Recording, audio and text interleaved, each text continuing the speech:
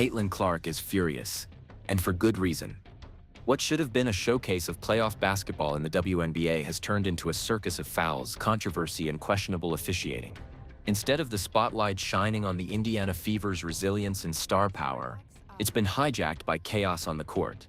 Chaos that left Lexie Hull on the ground, banged up and bruised, after repeated collisions with A'ja Wilson. Heading into Game 3, the question isn't just whether the Fever can win. The real question is whether they'll even be given a fair shot. From the very beginning, this semifinal matchup between the Fever and the Aces has felt less like basketball and more like a war of attrition. Caitlin Clark admitted that she's been on the ground more times in just 2 games of this series than she can ever remember. But every time she and her teammates have been knocked down, they've chosen to get back up and keep fighting. That toughness has defined Indiana's season. But now it's being tested at the highest level, against a Las Vegas squad that seems willing to blur the line between physical defense and outright bullying. Game 2 didn't just slip away from the Fever, it was ripped out of their hands. 41 fouls were called, with 16 of them coming in a single quarter.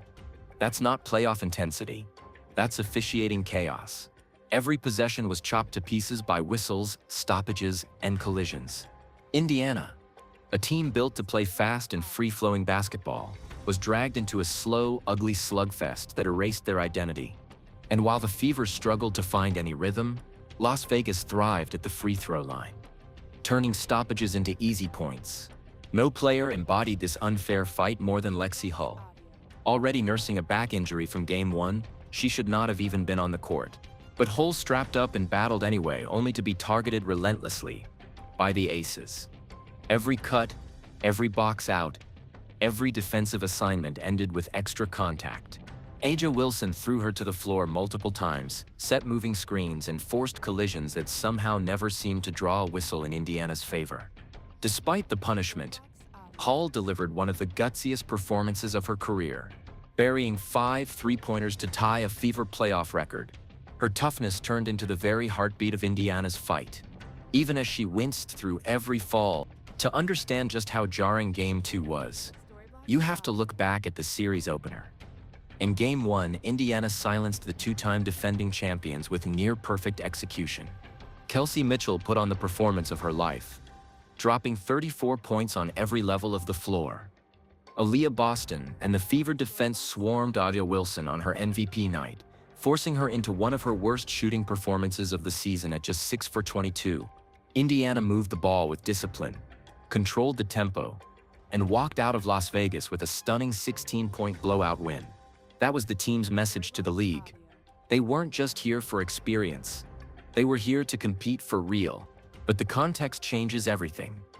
Possession after possession turned into collisions that favored Vegas, with Wilson barreling into the lane, sealing with her shoulders and creating contact that drew whistles on one end and silence on the other. It wasn't just strength, it was leverage.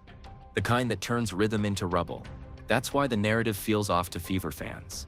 The heroic box score didn't capture how those plays were manufactured inside a whistle-heavy environment that strangled Indiana's flow while rewarding the exact brand of brute force that Indy doesn't want to mirror. You can't run a motion offense when a horn interrupts every third dribble. That's what Indiana lived through. A stop-start slog that dismantled timing, spacing, and pace. The Fever's best actions, early drag screens, pitch-ahead threes, back-cut counters, went stale, because every spark was doused by a foul call or a scrum at the stripe. A'ja Wilson's line in Game 2 looks like dominance at first glance. Points piled up, steals on the stat sheet, blocks that pop on highlight reels. Even Indiana's head coach pointed straight at the root problem. It's impossible to build momentum when someone is at the free throw line every 10 seconds. Physical playoff basketball is part of the deal. Nobody's asking for soft calls. But there's a difference between toughness and turnover theater. And Game 2 crossed the line into chaos. Aaliyah Boston's double-double reads steady, but the film screams something else. Survival. Every rebound arrived wrapped in forearms and body checks. Every post-touch morphed into a wrestling match. Vegas also stretched the floor to drag her into impossible decisions. Help at the nail to wall off drives or stay home to box out Wilson's second jump? She can't be 2 places at once. Yet she kept showing up where it mattered most. Sealing defensive boards, resetting possessions, and refusing to let frustration hijack her poise. That's the quiet star power of Boston. Composure under fire, impact without theatrics, and the kind of resilience that tends to flip a series once the whistles even out. Odyssey Sims played like a pressure valve. Nobody could shut off. When possessions bogged down and the half-court turned to quicksand, she knifed through doubles, elevated over length, and found touch in the mid-paint when Indiana desperately needed anything to stick. 18 points never felt so hard-earned. Elbow checks absorbed, arms raked, balance stolen mid-gather, yet she kept answering. Each bucket was a message. If the game won't let us breathe, we'll learn to score without oxygen. Those mini-runs may not have flipped the result, but they showed a blueprint for how Indiana can manufacture points when the game gets ugly on the road. Kelsey Mitchell didn't forget how to score. Vegas remembered how to smother face guarding off the ball. Collisions through every screen, early digs on the catch, and shot clocks chewed to the nub before she could see daylight. In Game 1, she danced hesitation bursts, pull-ups in rhythm, catch-and-shoot rhythm threes. In Game 2, she was a pinball, bumped on every cut and rerouted off her spots. That's not a talent gap. That's a tactical chokehold. The counter is coming. Go screens to punish face guards, flare to slip actions to create slips at the rim, Spain pick and roll to force miscommunication, and early offense threes before the defense sets two on the ball. Give Mitchell one clean runway at home, and the whole chessboard changes. Through it all, Lexie Hull became the Fever's heartbeat. She should have sat. Instead, she strapped in, kept cutting, kept spacing, and drilled 5 threes to tie the franchise playoff record. Each one a defiant siren against the noise. Every time she hit the floor, she got up. Every time the crowd groaned at another no call, she answered with a shot that made Vegas pay. That's not just toughness, that's leadership by example. It also forces Vegas to rebalance their coverage, overcommit to Mitchell again, and Hull's corner is a live wire. Stay home on Hull and Mitchell's runway reopens. Either way, Indiana just earned leverage. Gainbridge Fieldhouse isn't just a venue, it's an amplifier. Runs feel longer. Contact sounds louder, and 17,000 voices have a way of reminding officials that freedom of movement is still in the rulebook. The Fever's identity, pace, flow, and collective shot-making thrives when stoppages shrink and advantage basketball returns.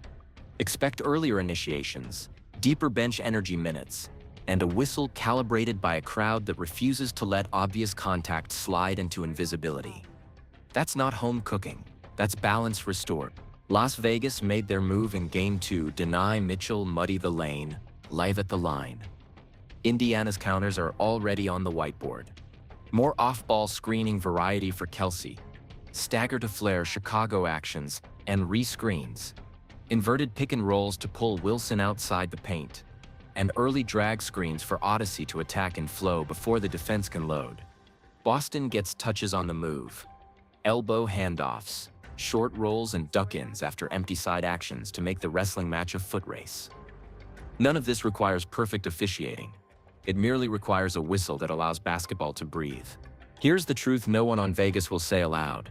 If it took 41 fouls and a demolition derby to even the series at home, then the Aces didn't prove dominance. They proved desperation. Indiana, meanwhile, didn't break. They absorbed. The emotional carryover matters now. Clark's edge, Boston's calm, Hull's grit, Sims's stubborn scoring, and a fan base smelling blood. That cocktail turns frustration into fuel. Pressure migrates to the defending champs the moment the ball goes up in Indianapolis. Game 3 isn't just another date on the bracket. It's the fulcrum of the series. Win it, and Indiana reclaims the narrative it authored in Game 1. Poised, precise, fearless. Lose it, and the path narrows. Everything points toward a fever surge, rhythm restored, adjustments loaded, crowd activated. Mitchell needs only a few clean touches to rewrite the last box score. Hull has already announced she's not going anywhere. Boston's baseline is a double-double even in a hurricane. That's the foundation you want when the series tightens. Caitlin Clark's fury is the spark, but Indiana's togetherness is the engine. The Fever don't need sympathy. They need a fair canvas and the courage to paint it their way fast, connected, relentless. If Game 2 was mud, Game 3 must be motion. If Vegas wants a brawl, Indiana answers with basketball. That's the fight ahead at Gainbridge. Not just to win, but to restore what this series is supposed to be.